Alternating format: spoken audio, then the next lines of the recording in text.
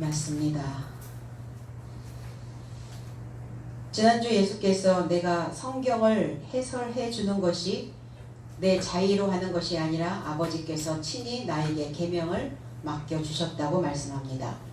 이 계명은 내세적 생명인 줄을 깨달았다라고 말씀합니다. 지금 우리는 깨닫기 위해 배우고 있는 이 제자된 삶의 발을 씻겨주시는 그 주님의 사역에 동참하는 이 귀한 시간이 되기를 바랍니다. 1절로 2절 유월절 전에 예수께서 자기가 세상을 떠나 아버지께로 돌아가실 때가 이른 줄 아시고 세상에 있는 자기 사람들을 사랑하시되 끝까지 사랑하시니라. 마귀가 벌써 시몬의 아들 가룟 유다의 마음에 예수를 팔려는 생각을 넣었더니 그랬어요. 유월절 명절 전에 고난절이 오기 전입니다. 십자가에 못 박히시기 전이죠. 주님은 이제 직감하고 계시는 거죠. 나의 날이 다가오고 있음을 알고 계십니다. 이 세상 안에서 이 세상을 떠나 그랬어요. 이 세상을 떠나. 어떤 세상? 저와 여러분들의 세상이죠. 나라고 하는 이 코스모라고 하는 세상. 이 세상은 정돈되어져야 하는 삶이고 진리로 장식을 해서 내 머리에 있는 그 지식이 길어져야 되는 이 세상입니다. 이 세상에서 이제 떠나야 되는 그러한 시간이 왔음을 말씀하고 있습니다. 우리는 살아가면서 때로는 커팅을 해야 되는 상황들이 오죠. 되는 것과 되지 않는 것에 어떠한 분명한 태도를, 자세를, 단호한 메시지를 줘야 될 때가 온다는 겁니다. 그런데 이 세상이 여전히 진리 안에 있지 아니하고 생각이 정돈되어져 있지 아니하고 하나님의 진리의 지식으로 우리의 생각들을 길게 따내리지 않고 있다면 우리는 그 생각들을 커팅해낼 수가 없다는 겁니다. 분명 우리가 살아가면서 원하고 바라는 것들이 있을 거예요. 그냥은 아닐 거고 그냥 살아가는 한 날은 아닐 겁니다. 그럼 오늘 이 한 날은 이렇게 그냥 지나가도 되는가? 오늘 나의 이 세상에서 일어나고 있는 많은 생각들을 과연 나는 정돈하고 있는가? 우리는 다시 한번 하나님의 말씀이 내 삶 속에 조명되어져야 될 줄로 믿습니다. 그러니까 우리는 정돈된다는 것이 뭐냐? 우리는 이발사로서의 삶을 살아갈 수 있어야 된다는 거예요. 그 이발사가 하는 일이 뭡니까? 삭도를 가지고 있어야 되겠죠. 삭도가 뭡니까? 예리한 칼입니다. 예리한 칼, 이 면도날은 어떻게 되어져 있어야 되느냐? 예리해야 되는데 예리해지기 위해서는 이 날은 말라야 된다는 거예요. 말라 있어야 뾰족해질 수 있고 예리해질 수 있다는 거예요. 그러니까 내 생각은 이 세상에서 일어나고 있는 내 생각에 삭도를 가지고 있어야 되는데 예리한 칼을 가지고 있어야 되는데 내 생각에 물이 가득 채워져 있어서는 예리한 칼날이 될 수 없다는 거예요. 대충 넘어가지 마세요. 어떤 것이든 어떤 상황이든 크든 작든 그래서 뚝이 무너지는 것은 작은 바늘구멍으로부터 시작이 된다는 것을 기억해야 됩니다. 인생을 바꾸고자 원했다면 그 인생이 바뀌기 위해서 어떠한 것도 하게 해야 되는가를 명심하고 생각해야 된다는 겁니다. 그럼 우리 이발사인데 머리를 기를 때 어떻죠? 정돈해 가면서 기르죠. 그냥 무조건 막 기르지는 않죠. 그래서 내 생각은 가물어야 된다는 거예요. 내 생각이 너무 넘치면 홍수가 나버려요. 홍수가 나니까 어리석어지는 거예요. 보이지 않는 겁니다. 그러니까 가장 빨리 볼 수 있는 방법은 내 패턴을, 내 옆에 있는 사람을 보면 돼요. 그 사람의 행동이, 패턴이, 언어가, 태도가 어떠한가를 보면 내가 그러하고 있다는 겁니다. 그래서 누군가를 통해서 나를 비춰보게 만들어 주시는 것이죠. 가물어진다는 것이 뭐냐? 호렙이 되는 거야. 호렙. 이 호렙산, 호렙이라고 하는 단어. 이 호렙의 다른 뜻은 신의 산이기도 하죠. 그래서 이 호렙이라고 하는 이 의미는 건조한 것, 예리한 것, 말라있는 것, 바싹 말라버렸단 말이에요. 말라야 불이 붙죠. 내 생각이 홍수나 있으니까 불이 붙지 않는 거예요. 마른 장작이 되어져야 화력이 만들어집니다. 말라기 4장 4절에 너희는 내가 호렙에서 온 이스라엘을 위하여 내 종 모세에게 명한 법 곧 율례와 법도를 기억하라. 율례와 법도가 없는 인생은 늘 어린아이적 성향에 머물러 있습니다. 분별하지 못하고 구별하지 못하고 내가 누워야 하는지 일어서야 하는지 다리를 뻗어야 되는지 다리를 오므려야 하는지를 분별하지 못하고 있다는 겁니다. 그러면 그 인생은 호렙이 되지 못하는 거예요. 자기의 생각만 하는 거예요. 자기 생각밖에 모르니까 주변을 주위를 함께하는 사람을 배려하지 못하고 있다는 겁니다. 호렙이어야 되죠. 모세를 만나주신 것이 호렙산입니다. 말랐다는 거예요. 모세가 가지고 있었던 것이 말라야 되는 거예요. 그래서 물에서 건짐을 받았다라는 의미를 가지고 있죠. 호렙에 들어갔을 때 하나님의 음성을 들었던 곳이 어디입니까? 떨기나무에서 나오는 불꽃 안에 나타나셨다는 거예요. 하나님은 불입니다. 열정입니다. 에너지입니다. 그러니까 어떤 것에 에너지가 쏟아지지 않는다. 어떤 것에 불꽃이 일어나지 않는다. 그는 죽은 자죠. 의식이 죽어 있다는 거예요. 목숨은 살아있으나 그의 영은 그의 마음은 죽어 있는 자라는 겁니다. 떨기나무, 그러니까 호렙 자체가 떨기나무라는 거예요. 이 떨기나무가 뭐냐? 가시나무예요. 가시. 왜 가시가 생깁니까? 물이 다 말라버렸어요. 증발해 버렸다는 겁니다. 그러니까 뾰족하고 찌르고 곤두서 있는 거죠. 곤두서야 되는데 신경이 곤두서는 거 말고요. 나의 그 신경질적인 그러한 예민함으로 곤두서는 것이 아니라 하나님의 말씀이 내 머리에 들어와서 그 말씀으로 인하여 그 계명으로 인하여 곤두서야 된다는 거예요. 예민해야 됩니다. 예리해야 해요. 그래서 잡념으로 곤두서면 신경증, 신경쇠약에 걸리게 되죠. 왜? 우리의 몸과 우리의 생각과 우리의 마음은 다 연결되어져 있기 때문입니다. 그래서 불에 꽃이 있대. 꽃. 불은 무엇이냐? 뜨거운 거죠. 그 뜨거운 인생, 열정이 있는 인생은 항상 타오른다는 거예요. 꽃이 되었다는 것은, 불꽃이 되었다는 것은 뭐냐? 항상 빛이 나는 인생이에요. 어쩜 그렇게 사람들이 수년이 가도 변하지 않는지, 그 태도가, 그 자세가 왜 그렇게 변하지 않을까? 불을 지펴주는 사람의 문제라는 거예요. 왜 그 사람의 생각이 정돈되지 않는가? 이발사의 문제라는 겁니다. 삭도가 예리하지 않는 거예요. 그러니까 사람은 어때요? 육신적으로 조금만 편하면 늘어지는 거예요. 그리고 봐주는 거예요. 그러니까 봐줘야 될 게 있고 봐주지 말아야 될 것들이 있죠. 아이들에게 어떻죠? 교육할 때 어느 정도의 범위를 허용하고 어느 정도의 범위를 허용하지 않을까에 대한 분명한 데이터가 나와 있어야 된다는 거예요. 그러니까 이 이발사가 얼마 정도의 머리를 깎아야 되고 어느 정도는 남겨줘야 되는지를 분간할 수 있어야 되죠. 기하학적인 사고가 수학적인 개념이 있어야 된다는 겁니다. 그냥 살진 않죠. 그냥 하루하루 주어진 대로 숨만 쉬고 살진 않잖아요. 내 같이 가는 사람이, 나와 함께하는 사람이, 나의 동료가 어떠한 행동을 하든 상관없지는 않잖아요. 왜? 다 영향을 받기 때문입니다. 그래서 그 물에 있으면 그 물에 젖어요. 그 사상에 물듭니다.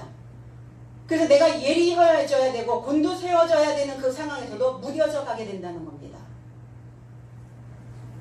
그래서 칼에 예리한 칼날을 보면 어때요? 칼날 빛을 받으면 반짝이죠. 칼끝이, 창끝이. 그래서 이 날카롭게 마광된 혀가 칼이에요. 혀가 삭도입니다. 혀 돋다가 뭐예요? 입 돋다가 뭐합니까? 말해야죠. 말할 수 있어야 되죠. 그래서 그러한 생각들을 정돈해낼 수 있는 그 마광된 혀가 항상 가열되어져 있어야 된다는 거예요. 뜨거워야 됩니다. 혀가 식으면요 말하기 싫어져요. 마음이 냉랭해져요. 그래서 그냥 가게 된다는 겁니다. 저와 여러분들이 호렙이 되어져야, 건조해 있어야 불같은 하나님의 법으로 나의 삶이, 나의 혀가 마광된 속도의 삶이 되어질 수 있다는 겁니다. 그래서 이 머리는 항상 단장되어져야 된다는 거예요. 왜 호렙산이고 왜 신의 산에 주님께서 나셨는가? 건조시키려고요. 말리려고. 비가 여름 내내 오니까 어떻던가요? 온 집안이 곰팡이고 사람들 생각도 우울해지고 홍수는 범람에 있는데 먹을 물은 없어지고 그렇지 않나요? 그러니까 말라야 된다고요. 지금 말라야 된다고 내 생각이. 호렙이 되어져야 된다고요. 그러면 말려서 뭐 하시려고? 누르시려고. 사실은 이 건조한 이것을 만드는 이 작업이 뭐냐면 이 파피루스 만드는 작업이에요. 갈대과에 속하여 있는 그 식물, 키가 크죠. 마디가 없습니다. 그 식물은 우리가 생각하고 있는 그 흔한 갈대, 그 갈대가 아니라 굉장히 굵고 마디가 없는 그러한 갈대과에 속하여 있는 식물이 있어요. 그러니까 그것을 꺾어다가 그 껍질을 다 벗기고 그리고 그 수분을 다 뺍니다. 이것을 파피루스라고 얘기해요. 이 파피루스라고 하는 이 단어에서 비블로스라고 하는 단어가 만들어집니다. 그리스어에서 헬라어에서 비블리노스라고 하는 단어에서 비블로스. 이 비블로스라고 하는 이 단어에서 성경을 이야기하고 있는 바이블이 만들어지는 거예요. 이 단어의 유래가 그렇습니다. 그러니까 한 권의 책이 만들어지려면, 성경이 만들어지려면 거룩한 삶이 되어지려면 어떻게 해야 돼요? 내 무릎 말라야 되는 거죠. 그래서 종이 대용으로 사용했던 것입니다. 그러니까 종이를 가지고 있다는 건 내가 내 생각을 말릴 수 있는 그러한 건조되어져 있는 그 인생을 살 수 있다는 것은 힘이요 능력입니다. 그럼 말라야 거기에 기록을 할 수 있죠. 물이 출렁거려서는 거기에 기록이 안 돼요. 스며들진 않습니다. 내 것이 너무 차 있으니까. 그래서 이 파피루스라고 하는 이 식물의 꽃말이 뭐냐면 정직한 사랑. 정직한 사랑이어야 해요. 남녀가 사랑을 하는데 어떤 사랑이에요? 눈속임, 눈 가리고 아웅, 뭔가 보여주기 위한 쇼맨십 필요 없다는 거예요. 정직해야 돼요. 올바라야 돼요. 그렇게 하기로 결정했다면 그렇게 가는 것이 정직한 사랑입니다. 그 정도의 사랑도 없으면 어떻게 해요? 그러니까 흐트러지지 않도록 항상 삭도를 마광해 있으셔야 된다는 겁니다. 건짐을 받았어요. 모세는 어디에서, 어느 물에서 건짐을 받았을까? 아랫물에서요. 인생은 물과 같습니다. 그래서 가장 선한 것이 물이라고 말합니다. 노자의 가르침에서 상선약수 들어보셨죠? 상선약수라는 건 지극히 선한 것은 물과 같다는 거예요. 다 흐른다는 거예요. 생각이 흘러야 되는데 무엇으로 흘러야 되느냐? 내 생각으로 흐르는 것이 아니라 반드시 하나님의 법이 만들어져 있는 상태에서 흘러가야 된다는 거예요. 하나님의 선한 하나님의 법에 물이 흘러야 된다는 거예요. 우리 모두는 다 아랫물에서 건짐을 받은, 그래서 나의 세상을 하나님의 법으로 물처럼 살아가는 거예요. 상선, 윗상자입니다. 위에 물이 선하다는 거예요. 썩은 물은, 아랫물은 나를 병들게 만듭니다. 그 인생이 늘 아랫물에 있는 이유는 뭐예요? 그 행동 패턴이 바뀌지 않는 이유는 뭡니까? 아랫물에 있기 때문이에요. 그 아랫물에 있는 자는 거슬러 올라와야 되거든요. 그런데 그 열정이 없는 거예요. 거슬러 올라올 수 있는 힘이 없는 겁니다. 그러니까 아랫물이에요. 그러면 이 물이 먹을 수 있는, 지하수물이 먹을 수 있는지 적합한지 부적합한지 이 물을 판정하셔야죠. 오늘 저와 여러분들의 생각 속에 이 흘러가고 있는, 내 속에 흐르고 있는 이 사상의 물들이 적합한 물인지 부적합한 물인지 오늘 판정해내시기를 바랍니다. 그래서 먹을 수 있는 그 물은 하나님의 법을 향하여 옮겨져야 된다는 겁니다. 그래서 오늘 주님도 아버지를 향해 옮겨지려는, 운반되어져야 되는 주님의 시간이 온 것을 알아보셨다고요. 주님도, 그러면 주님이 아랫물로 내려오셔서 아랫물이 되었단 말인가? 그렇지는 않다는 거예요. 주님은 윗물입니다. 위에 물이 오셔서 그 위에 물을 먹게 하시는 거예요. 아랫물에 있는 자들을 끌어올려서 윗물 만드시려고 주님 오신 것이죠. 그래서 윗물로 선함을 쫓는 세상 안에 있는 삶을 주님은 사랑하셨다고요. 끝까지 사랑하셨다고요? 그럼 끝까지 사랑한다는 게 도대체 뭡니까? 내가 당신을 끝까지 사랑할 거야. 그 끝까지 사랑할 수 있나요? 아, 죽음에 이르는 순간까지, 당신이 호흡하고 내가 호흡하는 순간까지, 끝까지. 그러면 그리스도 예수께서 내가 지금 살아있는데 끝까지 사랑하신 거예요? 2000년 전에 가셨잖아요. 공생에 3년 반 동안 공생에 하시고 가셨잖아요. 끝까지 사랑하셨나요? 끝까지 사랑 안 하셨잖아요. 그러니까 이 단어에 문제가 있다는 겁니다. 끝까지 아니라 텔로스라고 하는 이 단어는 완성이라는 단어예요. 완수라는 단어입니다. 우리를 완성시킬 수 있도록 사랑하셨다고요. 우리를 완성시키도록 그렇게 사랑하셨다고요. 그러면 완성된 인생은 어떤 인생이 되어지는가? 국고에 들어가는 세금과 같은 자가 된다는 겁니다. 국세, 세금. 그러니까 많이 가진 자는, 많이 받은 자는 세금을 많이 내게 되어 있죠. 많은 은혜를 힘입은 자들은 많이 내야 되는 게 당연해요. 그럼 내가 하나님의 국세가 되어져야 된다는 거예요. 내가 하나님께 드려지는, 내가 하나님께 바쳐지는 그 삶이 되어져야 된다는 거예요. 그 국민은 반드시 국민의 의무처럼 납세의 의무를 다 해야 되는 거죠. 그럼 우리는 무엇으로 하나님께 납세할 것인가? 무엇을 납세할 겁니까? 목숨이요. 내 목숨을 하나님께 납세해야 되는 겁니다. 그래서 내 목숨을 바치면, 국고에 내 목숨이 들어가면 그 목숨은 구원을 마련할 수 있는 상태로 변하게 되어진다는 거예요. 그래서 목숨을 바쳐서 구원을 완성하도록 이 목숨을 국고에 넣고 구원을 완성할 수 있도록 우리를 사랑해 주셨다는 겁니다. 그럼 목숨은 뭐와 연관이 있죠? 목숨은 돈과 연관이 있어요. 돈이 신이다라는 거, 돈이 신이다. 여러분들 혹시 보실 기회가 있으면 달러를 보시면, 미국 달러 그 맨 밑에 아주 작은 글씨로 이렇게 쓰여져 있어요. In God we trust. 신 안에서, in God, 신 안에서 우리는 신뢰한다. 그러니까 그 돈이 하나님이라는 거예요.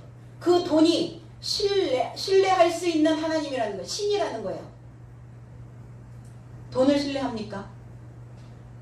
그러니까 그 돈, 보여지는 물질계, 그 돈을 신뢰하고 있다면 그럼 먼저 하나님을 믿으라는 거예요.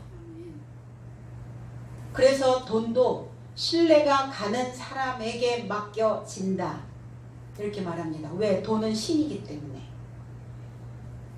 어떤 사람은 벌기만 하는 사람이 있어요. 어떤 사람은 모으기만 하는 사람이 있고요. 어떤 사람은 쓰기만 하는 사람이 있습니다.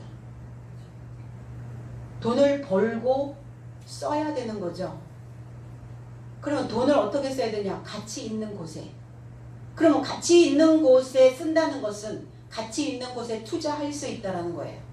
그럼 어디에 투자하는 게 가장 현명하고 망하지 않는 방법이 될까요? 배움입니다. 가르침. 그런데 어려워지면 사람들은 배우는 것을 먼저 끊어버려요. 그럼 그 인생은 어때요? 가치 있는 곳에 투자하지 않기 때문에 그냥 깡통 계좌 돼버리는 거예요. 물질계에서 가지고 있는 돈은 좀 갖고 있을 수는 있겠죠. 뭐 할 거예요? 내가 가치 있는 곳에 투자하려고 모아놓은 건데. 돈 앞에서 벌벌 떤다는 것은 뭐냐면 돈의 노예입니다. 돈의 종이에요. 그래서 가치 있는 곳에 투자했기에 우리에게 평생 배당금이 지불될 수 있는 것입니다. 마귀가 뭡니까? 마귀가 시몬의 아들 가룟 유다에게 예수를 팔려고 마음에 이루고자 던져졌다고요. 마음의 문제예요. 다 마음의 문제입니다. 가롯, 이스카롯, 이쉬라고 하는 남자다운 카로트라고 하는 성읍이에요. 강한 성. 그러니까 남자다운 성이에요. 그러니까 굉장한 강성입니다. 자기의 그 강한 성으로 똘똘 뭉쳐져 있는 거예요. 절대로 들으려고 하지 않고 자기 소리의 맷돌 소리만 들릴 뿐이에요. 자기 속에서 이를 갈고 있는 거예요. 맷돌 갈고 있는 소리. 새로운 말이 들어가야 되죠. 새로운 말이 들어가야 되는데 철벽으로 철옹성 같은 철옹성 쇠창살 쇠로 성을 쌓았어요. 그러니까 들어가지 않는 거예요. 침투가 안 되는 겁니다. 새로운 말이 들어가야 내 생각들이 연마되어 줄 수 있고 갈려 나갈 수 있는데 들어먹지 않으니까. 그러니까 나 자신을 싸고 있는 강한 성이 갈아엎어지질 않는 거예요. 이런 삶이 누구냐? 이런 삶이 가룟 유다. 이 강한 삶은 하나님을 대적하는 마귀가 되어진다는 거예요. 하나님을 대적한다는 게 무슨 의미입니까? 말씀을 듣지 않는 거예요. 동참하지 않는 겁니다. 거부하는 거예요. 자기 생각으로 또 판단하고 자기 생각으로 또 비난하고. 이게 마귀예요. 마귀가 어디에서 들어왔단 말입니까? 어디 바깥에서 돌아다니다가 들어갑니까? 가론 유다적 성향이, 가론 유다적 요소가 있다는 거예요. 모든 사람들 속에. 가론 유다는 마귀니라. 그래서 마귀. 팔려고 예수를 판 게 아니에요. 예수를 배신한 거라고요. 예수를 넘겨주었다고요. 예수를 넘겨주려고 그 마음에 던졌다. 주사위는 던져졌죠. 저와 여러분들 속에 어떤 주사위가 맨날 던져지나요? 던져진 숫자대로 사는 거예요. 인생은.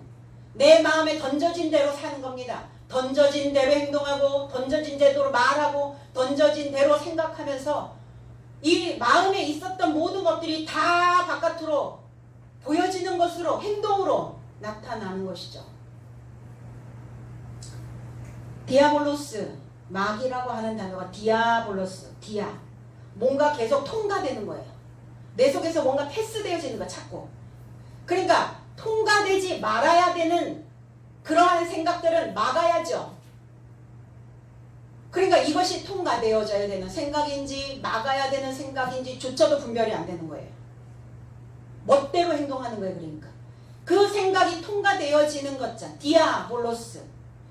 통과되어져서 비난하고 비방하고 판단하고 이 판단하고 비방하고 비난하는 그리고 대적하는 이 생각이 자꾸 던져지는 겁니다. 어디에? 마음에.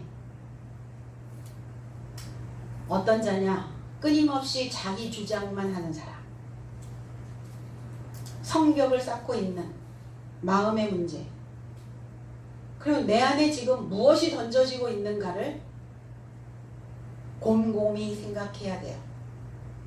이 던져진 것대로 살아도 되는가?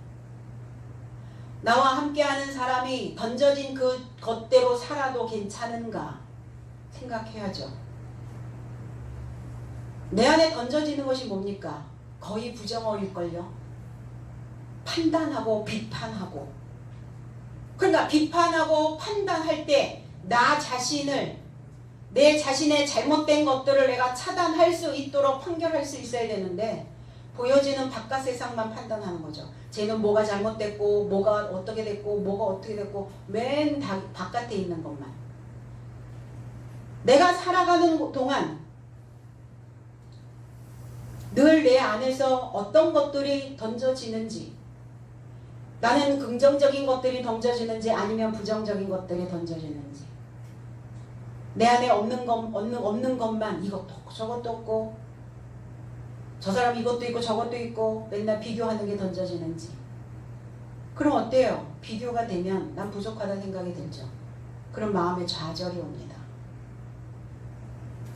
그래서 마귀는 절망 속에서 산다는 거 기억하셔야 돼요. 부정적인 생각 속에서 산다는 것을 기억해야 됩니다. 그래서 절망 속에서 마귀는 뭘 만드냐? 쇠 감옥을 만들어요. 얼마나 강하겠어요. 새 감옥이 마음에 있다는 거예요. 마음. 카르디아.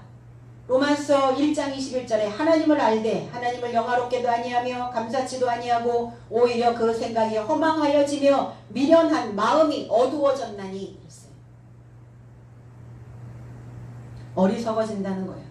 하나님을 안다고 하는 자들, 하나님의 말씀을 배운다고 하는 자들, 하나님의 말씀을 듣고 있다고 말하고 있는 자들, 예배드리고 있다는 자들이 분별하지 못하고 뭐만 있어요? 입만 살아있는 거예요. 외식하고 마음은 하나님과 상관없이 떨어져 있는, 하나님과 상관없는 거예요. 늘 목숨이 중요한 거죠. 목숨이 위태롭고 목숨이 우선인 거죠. 그러다 보니까 마음은 금방 어두워지고 어두워져 있는 인생은 어리석어진다는 거예요. 지금 이 말씀을 통해서 어두워져 있는, 분별하지 못하는 이 마귀는 이 말씀으로 오늘 새 창살을 다 뜯고 열고 우리의 마음들을 하나님께 드리는 귀한 이 한 시간이 되기를 원합니다. 오늘 그래서 내 마음에 던져졌던 그러한 무수히 많은 좌절 같은 생각들을, 그 마귀가 주었던 그 절망 같은 생각들을 오늘 하나님의 이 말씀에 떠내려 보내시기를 바랍니다. 그럼 새 창살을, 새 감옥을 열 수 있는 방법이 뭐냐? 방법이 있겠죠. 뭐 하셔야 돼요? 입 여셔야 돼요. 입 열어서 내 마음에 담겨져 있는, 내 속에 있는 그 부정적인 생각들을 토설해내셔야 된다고요. 내 생각이 어두워져 있는, 우둔해져 있는, 미련해져 있는 생각들을 입 열어서 얘기하셔야 된다고요. 감춘다고 감춰지지는 않습니다. 개역성경 2절에 마귀가 벌써 시몬이 가롯 유다의 마음이 예수를 팔려는 생각을 넣었더니 이렇게 되어 있는데, 3절에 저녁 먹는 중 예수는, 이 단어가 2절로 올라가야 돼요. 3절에는 이 단어가 없습니다. 그러니까 이제 개역성경이 이제 그 절을 해석을 할 때 저녁 먹는 중 이거를 2절에 넣어야 되는데 이걸 3절로 그냥 넣어버렸어요. 뒤죽박죽 돼버린 거죠. 2절에 있습니다. 저녁 먹는 중. 저녁 먹는 중, 이 저녁이라고 하는 단어는 테이프논이라는 단어예요. 먹다라는 것은 발생하다, 기노마이. 저녁 만찬이란 뜻이에요. 저녁 만찬. 저녁 만찬이 발생하자. 2절에 이렇게 해석이 되죠. 저녁 만찬이 발생하자 마귀가 곧장 예수를 넘기려고 가롯 유다 시몬의 마음에 던져졌더니, 이렇게 해석해야 되는 거 맞죠? 던져졌어요. 시몬, 가롯 유다, 듣기는 들어요. 듣는데 자기 소리만 듣는 거예요. 시몬 베드로와 시몬 유다는 달라요. 가롯 유다는 다릅니다. 뭘 듣느냐예요. 듣지 않으니까 먹지 못하겠죠. 먹지 못하니까 바뀌지 않는 거예요. 변화 안 됩니다. 그래서 성령 해놓으면, 잠깐 만져놓으면 어느 시점까지는 가요. 연구하던가요? 다시 만져야죠. 그래서 그 기간이 되면 또 다시 재성형을 해야 되는 거예요. 한번 시술로 끝나면 얼마나 좋겠어요. 그 생각을 갖고 있으면 얼마나 좋겠어.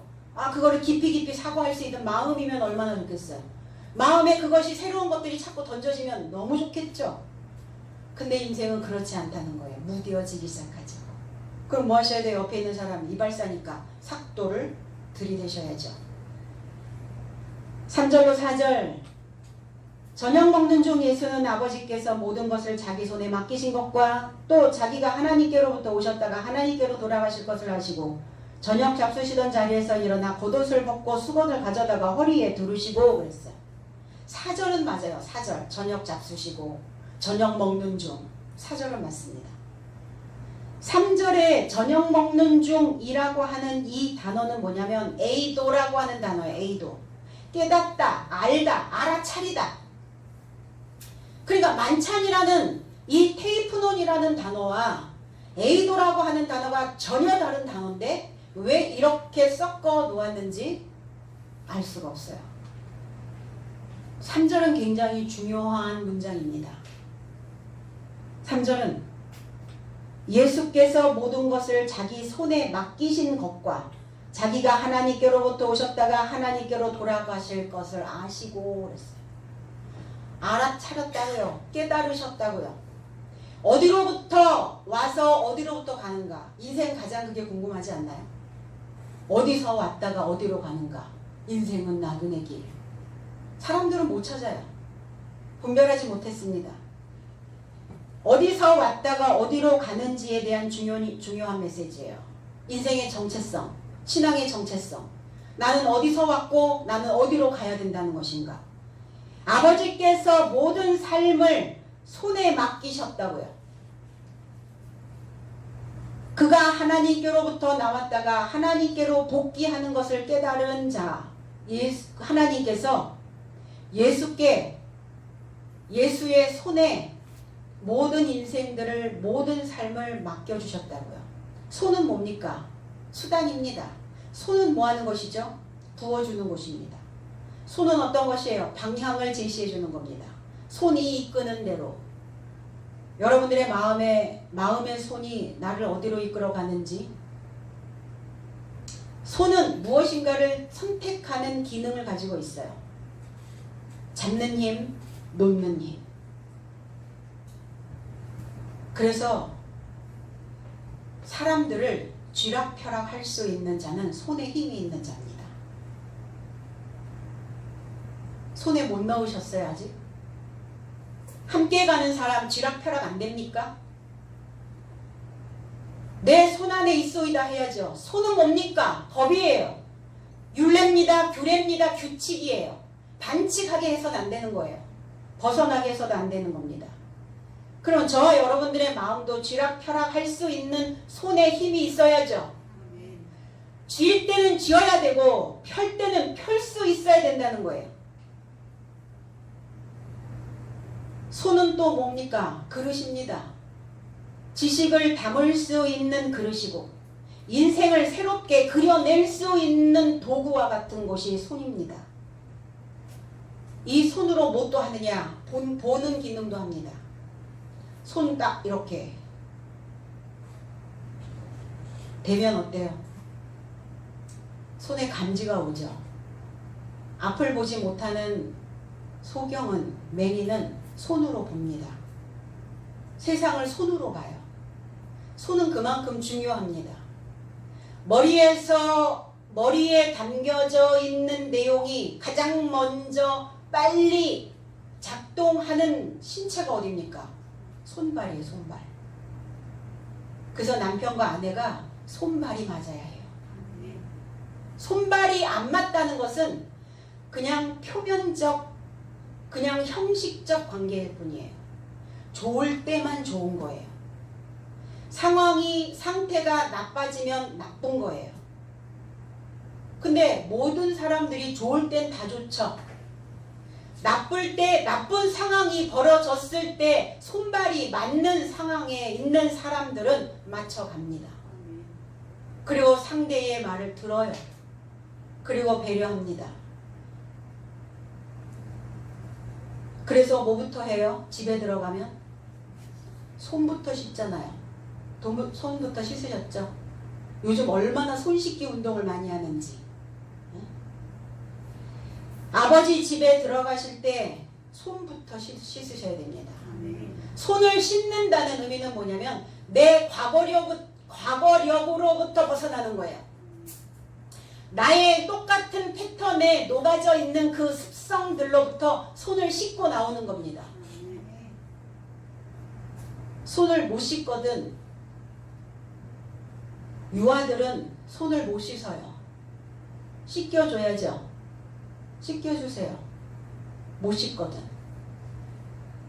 마태복음 3장 12절에 손에 키를 들고 자기 타작마당을 청결하게 할 것이요 알곡은 모아 곡간에 들이고 쭉정이는 꺼지지 않는 불에 태우시리라.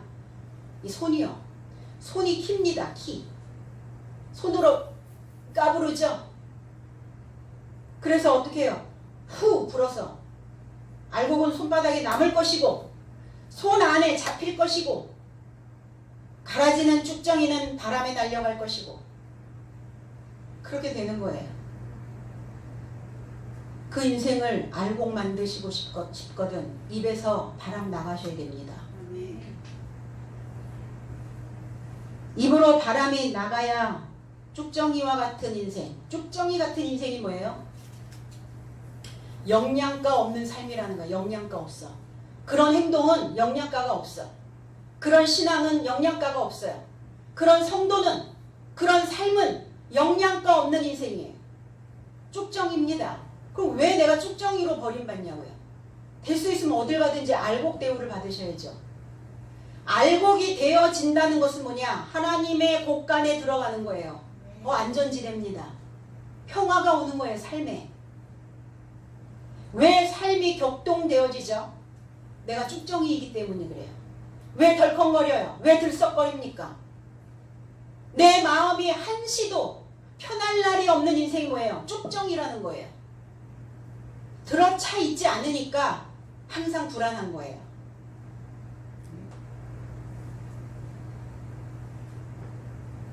이 마음이 타작마당입니다. 이 마음의 타작마당에서 쭉정이와 같은 영양가 없는 생각들은 제발 다 오늘 좀 이 말씀의 바람에 좀 날려버리세요. 그러니까 내가 생각하는 것이 내 마음에 던져져 있는 것이 영양가가 있는지 없는지 생각하시면 되죠. 그건 분별하실 수 있으시잖아요. 그래서 건강한 알곡의 마음으로 오늘 하나님의 곳간에 들어가 태평성대가 만들어지는 삶이 되어야 될 줄로 믿습니다. 이 하나님의 창고에 들어왔으니 이제는 손을 쥐락하셔야 돼요. 쥐어야 됩니다. 확 잡으셔야 돼요. 이 히브리어에서 온 야드라고 하는 이 손에 야드는 뭐냐면 이 야드라고 하는 이 손은 힘 있는 손이고 능력 있는 손인데 이 손에 무엇이 기록되어져 있어야 힘이 있냐면 생명의 말씀이에요. 살아있는 생명의 말씀이 내 손에 잡혀 있어야 그 손은 풍부해질 수 있고 힘 있는 손이 될 수 있다는 겁니다. 손이 약하면 어떻게 되는지 아세요? 못 먹어요. 손은 먹는 기능입니다. 밥알이 올라와야죠. 그래서 힘이 가장 없는 사람들은 뭐라고 얘기해요? 응? 응. 내가 숟가락 들 수 있는 손에 힘이 하나도 없어. 그게 가장 힘이 없는 사람이에요. 숟가락 들을 수 있는 그 손에 힘이 없으신 분 없죠?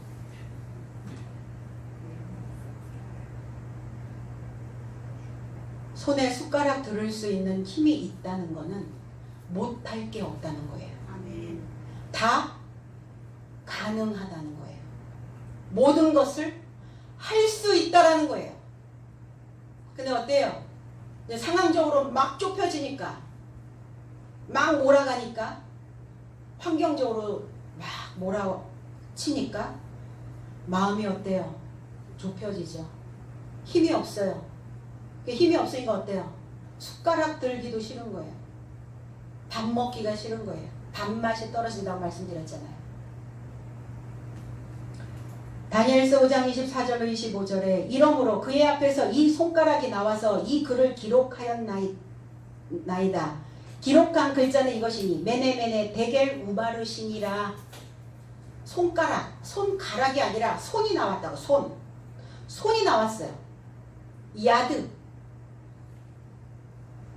이 손이 나왔다가 아니라 이 손이 보내졌다고요. 이 손이 보내져서 글을 썼어요.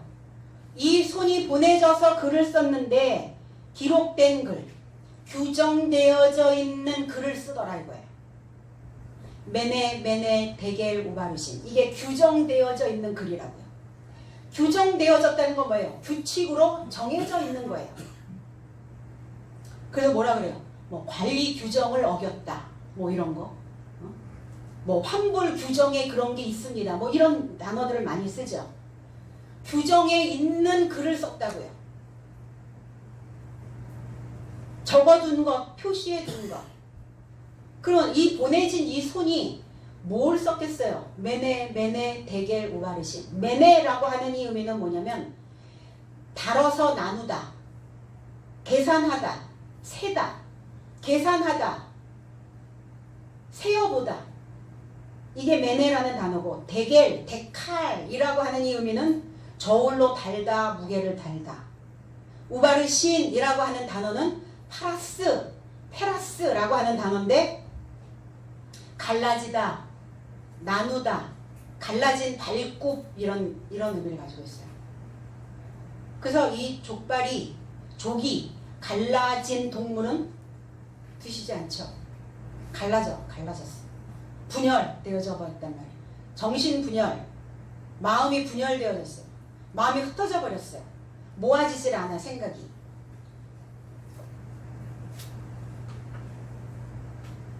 벨사살, 이 벨사살 왕이 통치를 할 때였어요. 바벨론에. 거기에 포로로 다니엘이 잡혀갔었죠. 그러니까 메네 데겔 우바르신을 해석할 자를 찾았어요. 다니엘이 해석을 합니다.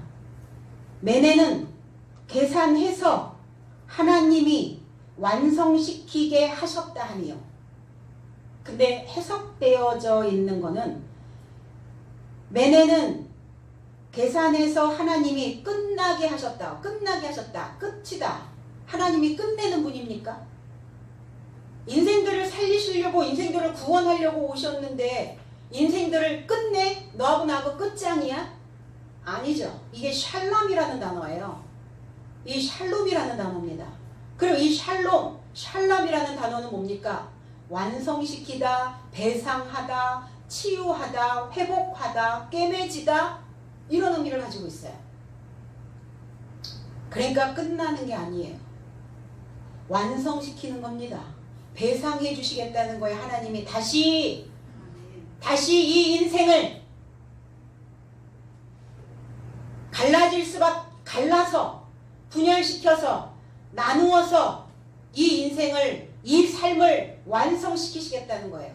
그런데 달았더니, 계산해 봤더니 부족해. 저울에 무게를 달았더니 모자람으로 덮여 있어 지금.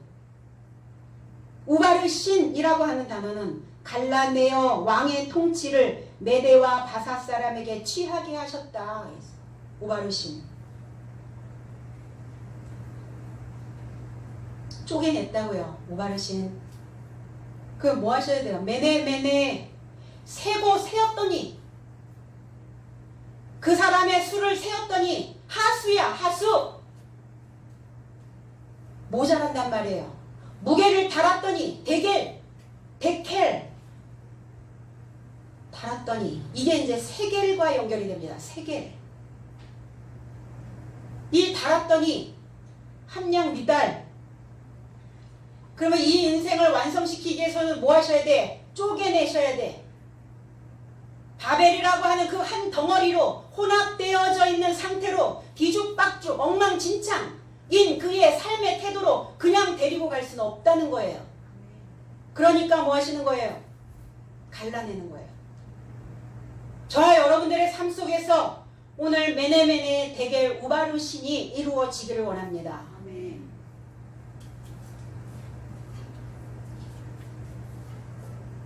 손이 어디서 나왔겠어요? 아니, 손이 갑자기 어디에 벽에 그래서 거기 벨사살 왕의 잔치에 지금 막 이렇게 흥이 겨워서 막 있는데 갑자기 손이 벽장에서 툭 튀어나와가지고 벽에다가 메네메네 대가 우바르시 이러고 손이 없어졌단 말입니까?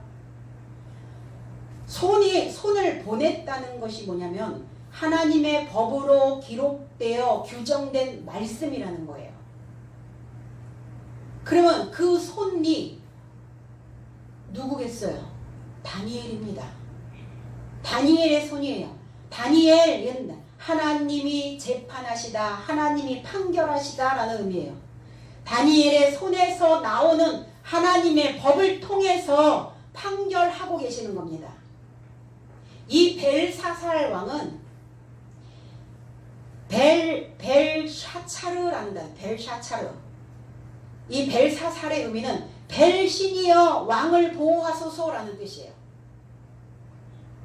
그러니까 하나님은 허당으로 믿고 있고 하나님을 벨처럼 믿고 있었다. 벨이라고 하는 그 신이 있어요. 바벨의 최고의 신입니다. 이 모든 기후를 조정하는 최고의 신이에요. 이 온도를, 대기권에 있는 온도와 기후와 이 모든 것들을. 그러니까 주인과 같은 거죠. 바알과 같은 신과 만납니다. 그래서 이 벨의 다른 이름이 뭐냐면 무로닥. 이게 이제 마르독 이렇게 되어 있어요. 이 신이 에레미야 50장 2절에 나와 있어요. 이스라엘 백성들이 이 무로닥이라고 하는 이 벨 신을 숭배하고 그 우상에 절하고 그 우상을 섬기고 있더라.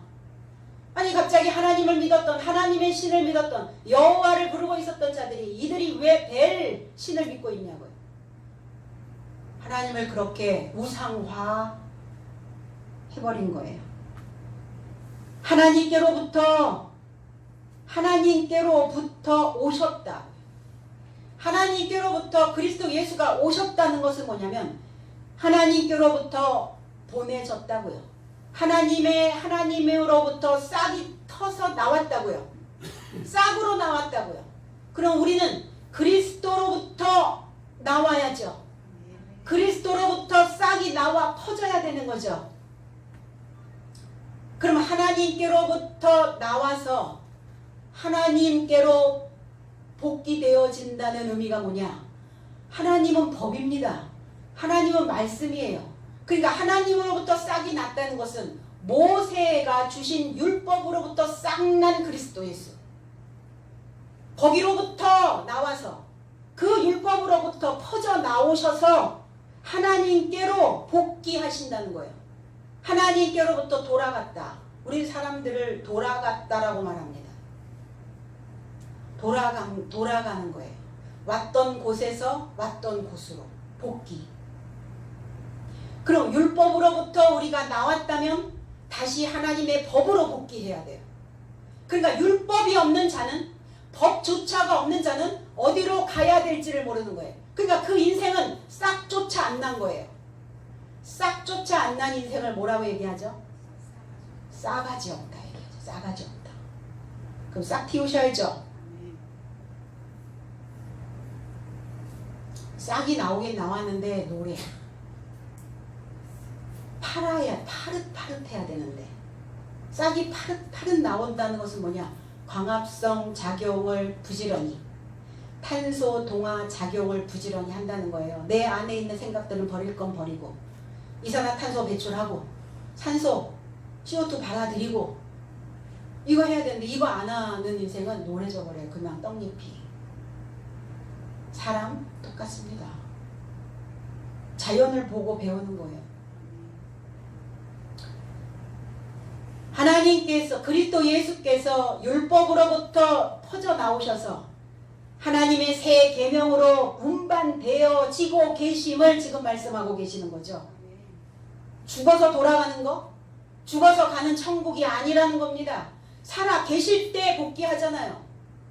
살아 있을 때 복귀해야죠. 살아 있을 때 새로운 삶으로 운반되어져야 되지 않겠습니까? 그래서 우리는 하나님의 말씀으로부터 하나님의 법으로부터 나왔다가 다시 하나님의 그 말씀으로 하나님의 계명으로 새로운 계명으로 다시 복귀되어지고 운반되어지는 겁니다. 그러니까 어디서 왔다가 어디로 가는가 인생이 그건 철학에서도 보풍 문제예요. 형이상학적 그 철학적 사고에서도 사람이 어디서부터 하고 어디로 가는지 그건 풀지 못했다는 겁니다. 많은 철학자들이 고심을 했지만 그래서 데카르트는 나는 생각한다 해요. 생각할 때 내가 무엇인가 존재되어지는 것 같다라고 느끼는 거예요. 존재성 안에서 나는 돌아갈 곳을 나는 내 생각으로 돌아가야 된다라고 그렇게 거기만 찾았을 뿐이지 하나님의 법 안에서 말씀 안에서 글 안에서 하나님의 새로운 법으로 새로운 계명으로 돌아가야 된다는 것을 못 찾아냈다는 거예요.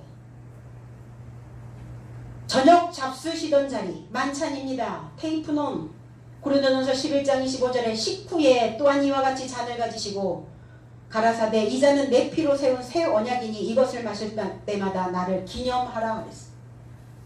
식후에가 아니에요. 식후가 아니라 테이프논 만찬 후에 또한 이와 같이 잔을 가지시고 성만찬을 이야기하고 있는 거죠. 이것을 마실 때마다 나를 기억하라 해요. 기억. 주님의 살과 주님의 살이 뭡니까? 새로운 소식입니다. 주님의 피가 뭡니까? 새로운 언약입니다. 이 해설되어진 이 말씀을 먹고 해설되어진 이 말씀을 마시는 것을 이것을 마시고 먹었다면 이 말씀을 반드시 기억해내야 된다는 거예요. 그래서 기억한 자는 그 자리에서 일어날 수 있어요. 최후의 만찬이죠.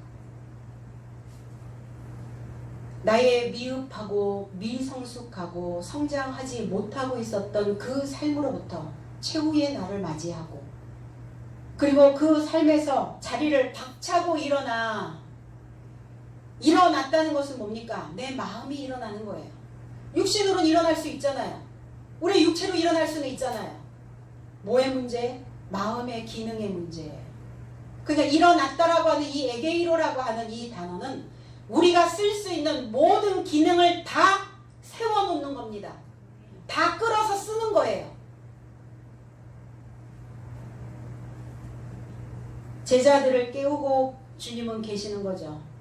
혹여 제자들 속에 기능하지 못하고 있는 부분들이 있지 않나?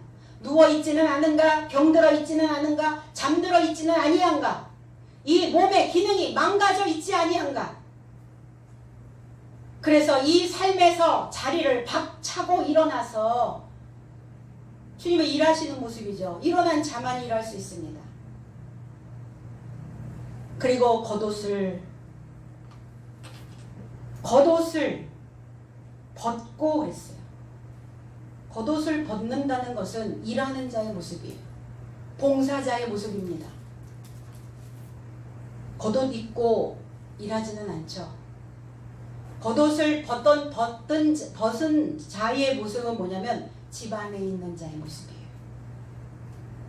집안에, 나의 집안에, 하나님의 집안에, 하나님의 법의 집안에, 하나님의 성막 안에, 하나님의 지성소 안에 있는 자만이 겉옷을 벗을 수 있어요. 겉옷, 외투. 이게 히브리어에서 온 단어인데 코토네트. 우리 외투를 뭐라고 얘기하죠? 코트라고 해요. 코트. 여기에서 이 히브리어에서 유래되어 진 단어 코트 그러는데 코트네트. 이 겉옷은 뭐 하는 데 필요합니까? 가리우는 데 필요해요. 가립니다. 이제 새로운 겉옷을, 새로운 외투를, 새로운 코트를 이제 장만하셔야 되는 겁니다. 창세기 3장 21절에 여호와 하나님이 아담과 그 아내를 위하여 가죽 겉옷을 지어 입히시니라. 가죽 겉옷, 가죽 옷 이랬는데 가죽 겉옷, 가죽 외투. 가죽 옷은 뭐예요? 가죽은 벗겨진 옷이란 말이에요. 벗겨진 외투. 이 벗겨져 있는 이 겉옷을 만들어서 입혀주셨어요. 그러니까 언젠간 이 겉옷은 벗어야 됩니다. 주님은 오늘 이 겉옷을 벗어버리시는 거예요. 어떤 일, 앞으로 어떤 일을 해야 할까? 사람들은 참 고민을 많이 합니다. 경제가 안 좋고 경기가 이렇게 불황하고 이렇게 불황이 왔을 때 어떤 일을 해야 할까? 불안하죠. 손이 하는 거예요. 우리의 발이 하는 일입니다. 그럼 우리가 손으로 할 수 있는 일을 뭡니까? 옷 지어 입히는 거예요. 옷 만들어 입히는 겁니까? 봅니다. 뭘로? 하나님의 지식으로, 진리의 지식으로, 깨달아진 말씀으로 그들에게 속옷과 겉옷을 만들어 입히는 그 일을 이제 해야 될 줄로 믿습니다. 그래서 우리의 기분을 전환, 기분 전환, 감정의 전환, 우리의 사고의 전환을 할 때 뭐하죠? 옷 사입죠? 새 옷을 입으니 어때요? 기분 전환이 됐어. 머리를 커트하니까 어때요? 기분 전환이 됐어. 전환시키는 겁니다. 그래서 피부에 와닿는 속옷, 순면 속옷, 썩기지 아니하는 순수한 말씀과 그리고 변화되어져 있는 능력의 삶으로 우리의 겉옷을 새롭게 만들어 입어야 될 줄로 믿습니다. 오늘 이 말씀이 오늘 예배를 드리는 여러분들의 그 삶에 오늘 속옷과 겉옷을 만드시는 오늘 이 시간이 되어지기를 바랍니다. 수건을 취하여 자신을 둘러매셨다 그랬어요. 허리가 아니라, 이게 허리라는 단어는 없습니다. 아우투라고 하는 단어인데 자신, 스스로 자기 자신을 졸라매셨다고요. 왜 자신을 졸라매셨을까요? 이 수건은 옷과 같아요. 옷이 없을 때 뭘로 옷을 하죠? 수건으로. 덮잖아요. 가리잖아요. 그러니까 이 옷으로, 이 만들어진 이 띠로 자신을 조여매셨어요. 뭐 하시려고? 흐트러지지 않으려고. 중심 잡고 가려고요.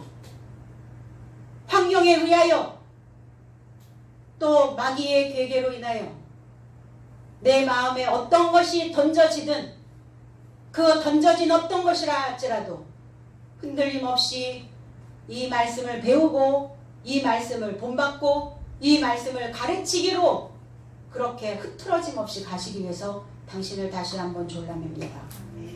졸라매세요. 안 될 때 허리띠 졸라매야죠. 그죠?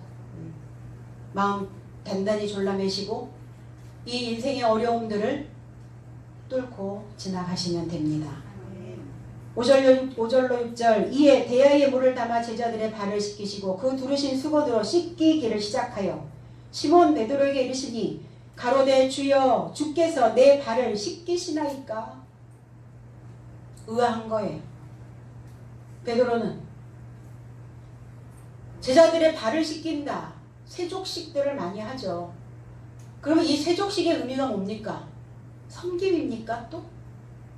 또 낮아짐이에요? 겸손함입니까? 아, 그 인생을 섬긴다. 뭐 그런 거 많이 해요.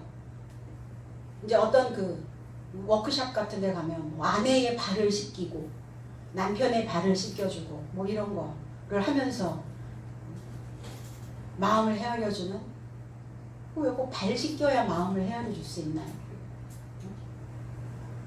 살면서 그 사람의 언어 속에서, 그 사람의 눈빛 속에서, 그 사람의 몸에서 나오는 어떤 에너지 속에서 좀 배려해주면 안 돼요? 바라봐주면 안 됩니까? 꼭 발 씻겨줘야 알아요? 섬김이 아니에요. 겸손함이 아닙니다. 우린 자꾸 주님을 그런 쪽으로 몰아가요. 이 대야에 물을 담아, 대야, 니펠이라는 단어예요. 대학 어디서 나셨겠어요? 그때 바로 롯대학했어요? 스탠 대학했어요? 아니면은 뭐 플라스틱은 없었을 것이고 그때 뭐 점토로 만든 대야이겠어요. 주님 자신이 대야입니다. 물두멍과 같은 거예요. 물두멍 대야죠. 물대야, 물을 담아놓은 대야. 그럼 저와 여러분들도 대야죠. 물을 가지고 있는 대야입니다. 우리가 주님 속에 있는, 주님이 가지고 있는 그 물 대야에 물을 담아 제자들의 삶의 발을 씻기시고 둘러매고 있었던 것이 뭡니까? 띠입니다. 중심을 붙잡고 있었던 그 마음입니다. 그 마음가짐으로 그들을 닦기 시작하였다. 그래서 회망에 들어가면 첫 번째 관문이 물두멍입니다. 아버지 집에 들어갈 때 반드시 거기에서 손을 씻고 들어가는 거예요. 손발을 씻고 가는 겁니다.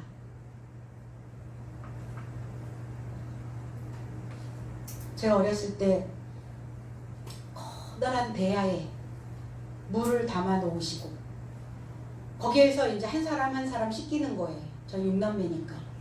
오빠 씻고 나가면 둘째 씻고 둘째 나가면 물이 귀하니까 그때는.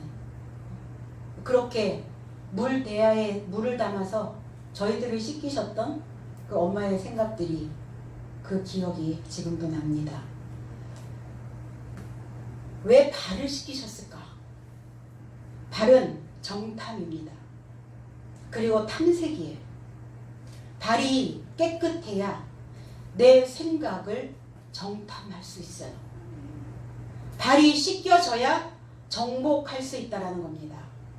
이 정복, 발을 씻겼다는 것은, 주님이 제자들의 발을 씻기고 계신다는 것은 전쟁을 선포하고 계시는 거예요. 전쟁이야 이제. 너희 좀 느슨해졌냐? 좀 살만해? 평안하다, 안전하다 할 때, 그때 마귀는 우는 사자와 같이 틈새를 노리고 들어온다고 말씀했어요. 그러니까 뭐 하시라고요? 발 씻으시라고요. 오늘 전쟁입니다. 보병입니다. 보병. 응?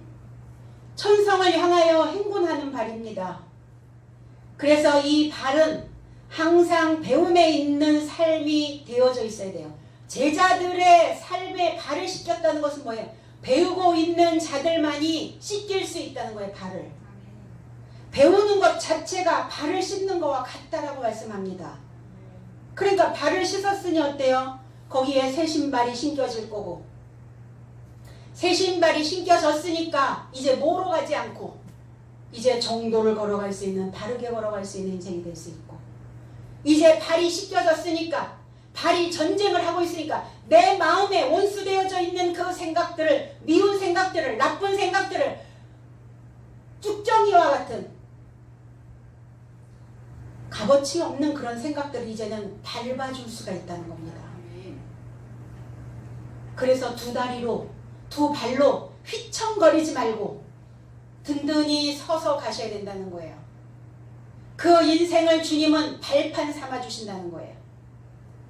그 발판으로 하나님의 보좌에 함께 앉기를 원하고 계시는 겁니다. 보좌에 올라가시려면 어떻게 하셔야 돼요? 발판 있으셔야죠. 발판. 그러면 이 발판과 보좌는 연결되어져 있다는 거예요. 발판을 밟고 보좌에 앉으시기 때문이에요. 그럼 발판이 될 수 있는 인생은 어떤 자냐? 발이 청결하게 되어진 자, 발이 마광되어진 자, 발이 빛나고 있는 자, 발이 하나님의 법으로 인하여 든든히 세워져 있는 자. 발이 어디에 잡혀 있으면 안 돼요. 그래서 발판 될 수 있도록 중심 잘 잡으셔야 됩니다. 마음이 확 나가면, 마음의 중심이 나가면, 허리가 나가면 발판이 될 수가 없어요. 그래서 우리 어렸을 때 많이 해보셨죠? 엄마가 높은 곳에다가 빨리 먹으면 안 되는 음식들을 거기다 숨겨놓습니다. 그럼 이제 누구 하나는 발판 돼야 되죠. 그래서 연약한 저는 발판이 안 되고 튼튼한 막내가 발판이 돼가지고 저는 이제 딛고 올라가는 거죠. 강성하지 않으면, 장성한 자가 되어져 있지 않으면 발판이 될 수가 없어요. 이제 발등상 그러는데 발등상, 발판이에요, 발판. 그래서 이 발판이 되어져 있는, 발이 씻겨져 있는 자는 어떤 자, 어떠한 삶을 살 수 있냐? 뱀의 머리를 부술 수 있어요. 뱀이 뭡니까? 원래, 본래 뱀. 내 본성에서 나오는 뱀. 옛뱀, 오래된 거, 오래된 사고, 낡은 사고, 과거의 생각, 길게 물고 늘어지는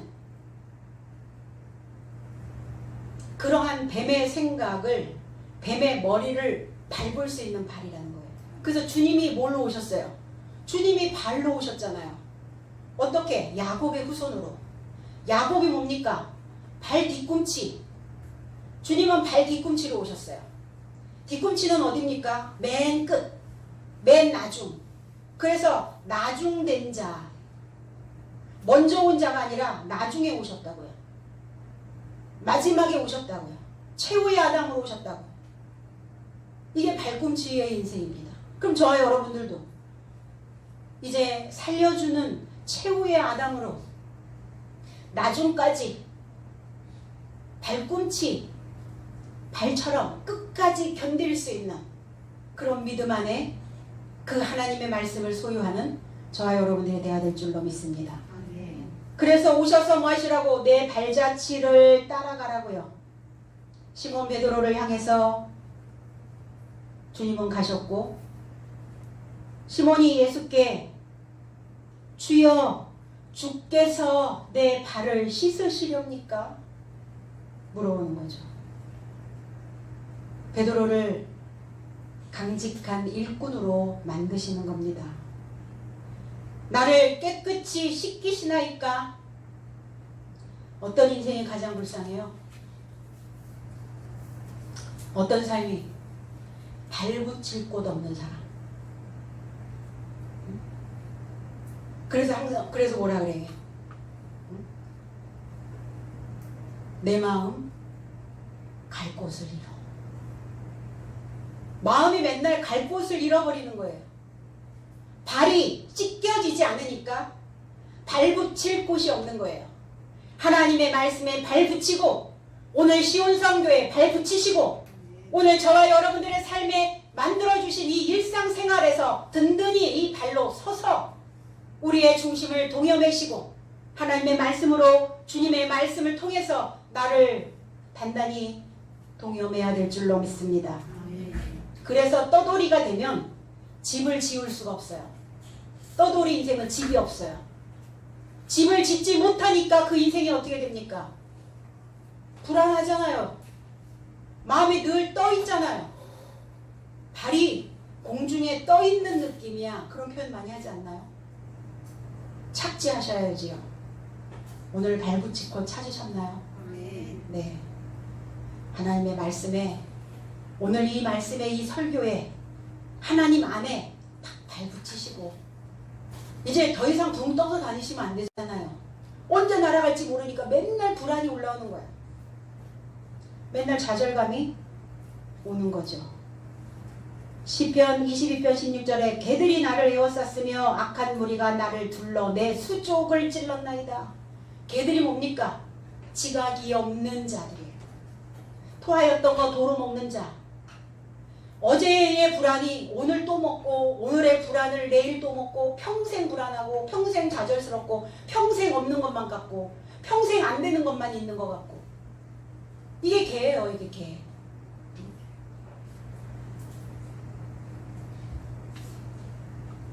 어떤 사람이 잘 넘어지냐면 안짱다리. 발이 안으로 휘어. 그러니까 자기 발에 자기가 걸려 넘어지는 거예요. 자기 발에 자기가 걸려 넘어진 자가 있었죠. 욥입니다. 욥.